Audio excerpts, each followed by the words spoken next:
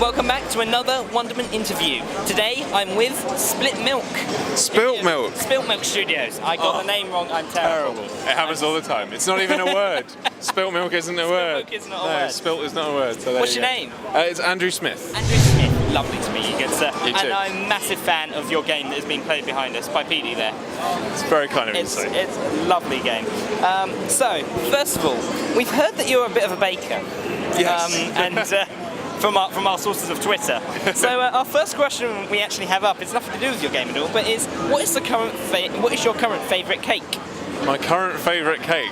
I could probably try a pun about current buns. You could. Or something like that. Could try. But it's got to be the key lime pie. Key lime pie. I did it for the Nottingham Game City Festival. There was a bake-off, and it actually ended up winning the entire bake-off on that dish. It was the Great British Bake Off. People keep telling me that. I'm not so sure, but yeah, it was an ocarina of lime pie, obviously. Ocarina of lime. I love it. Yeah, and I even have. I don't know if they'll be able to see, but that is a burn scar from the Bake Off. From the Bake Off, not the key lime pie, sadly. From a head crab I tried to make with choux pastry. I see. Didn't go very well. Yeah. It was, you really do try all sorts of the advanced I do really techniques. enjoy it, I've got to be honest. That's good, that's good. That's what we like. See, it means you're a man of many talents. Well, some. Some talents. Some talents. More than one. There you go. So our next question is... In the next big update of Tango Feista, is there anything you want to tell us, tell the viewers, exclusive interview? Well, we were supposed to do an update this week, but because of Insomnia we haven't done it. So next week's going to be a bit of a bumper one, it'll be 3 weeks. Oh, fantastic. Which is always good. That is good. We've been hard at work on doing the Bionic Cop content, so that's a whole new world, 3 levels and a boss. I don't know how much we're going to have sort of finished, but hopefully it'll all be in there. You know, it is early access. We want people to be able to play it and tell us what they think.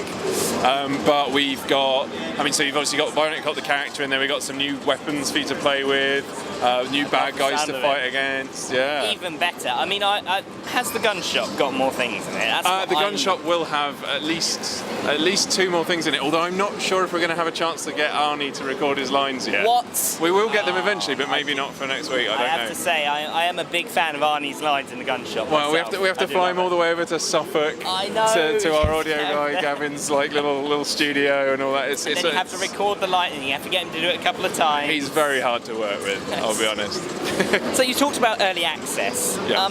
Considering all of the early access options out there, how would you say it's benefited you? Would you say it has benefited you even to actually release on early access? I think it has. Yeah. There's a lot I would do differently if we were to do early access again. But just fundamentally, I think it's a better game now for having all the feedback that we've had.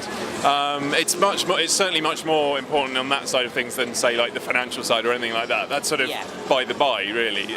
But we've had really strong reception. People like yourselves who seem to really enjoy it, and that's that's encouragement enough. You know, there are always dark days in any job. Oh, there are. And it's fans like yourself and the comments that we get on the forums and things that really help us. You know, and it works both ways. It kind of raises us up when we're a bit low, perhaps, and then it kind of brings us back down when we've released something that's horribly buggy. Oh yeah, definitely.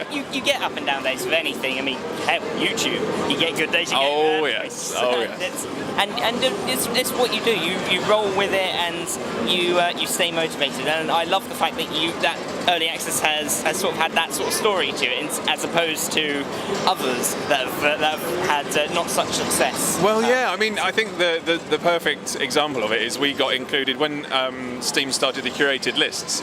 There's a fairly popular one that is early access done right, and someone put us in it. I was like, that's fantastic. That's really great. Well, obviously you did a good job. It's a lovely game.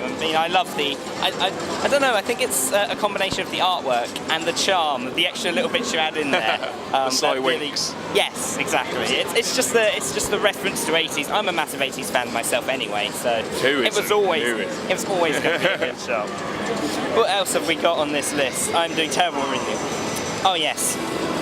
So, obviously, we know Arnie does your voiceovers, obviously.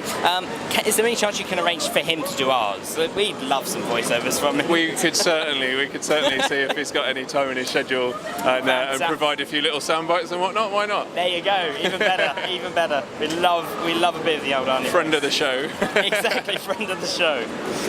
Here's an interesting one that one of our fans actually suggested. Would you consider level editing being added to the game?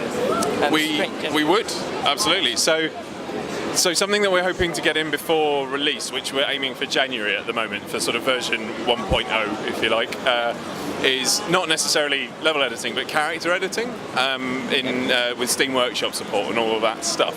If that goes well, that's something that we can do, that people who are good character artists will be able to, hopefully contribute some really fun characters to the game and share with everyone.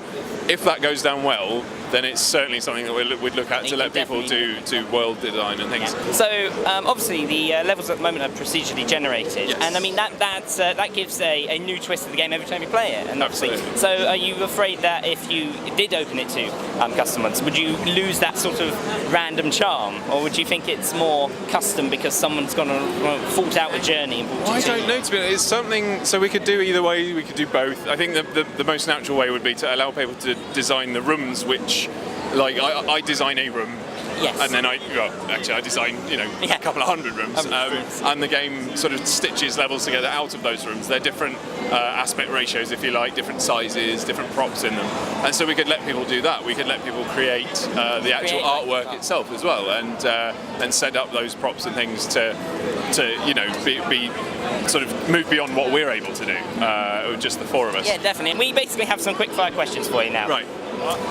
So we have a couple of general ones, and then we have one that is specifically designed for you. Okay. So I'm going to go through a couple of general ones for now. Okay. For the Alliance or for the Horde? Horde. Fallout or Skyrim? Skyrim. Pokemon or Digimon? Pokemon. Pokemon. Oh god. Definitely Pokemon. Yeah. Plants or zombies? Oh, zombies. Zombies. Everyone loves zombies. We got Iron Man or Batman? Batman. Batman. He's cooler, isn't he? He's cool. I like a dark hero, yeah. And then the final one that is actually completely targeted at you is Arnie or Stallone? Arnie. Arnie. It's got to be Arnie. I mean, I have to say that. He's, yeah, of course, giving he's us the in voices. Yeah. He's in the game. You've got to have Arnie in there. Well, I have to say, it has been an absolute pleasure interviewing you, and thank you so much for your time. Thank you very much. We love your game.